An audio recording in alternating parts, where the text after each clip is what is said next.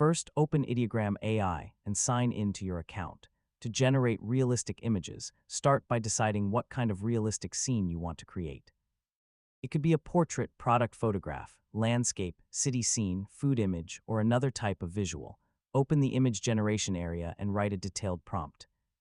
Describe the main subject first, then include information about the environment, lighting, camera perspective, materials, textures, and overall photographic style.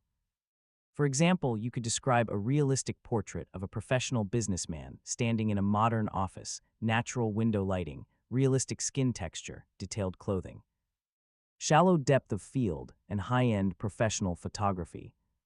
The more useful visual details you provide, the easier it is to guide the result. Next, review the available model and generation settings.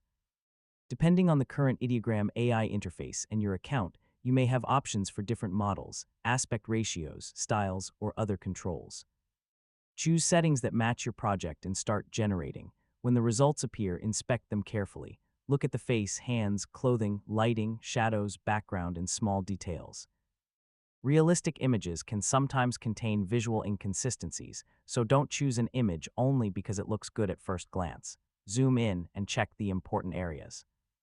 If something looks unnatural, improve your prompt and generate another version.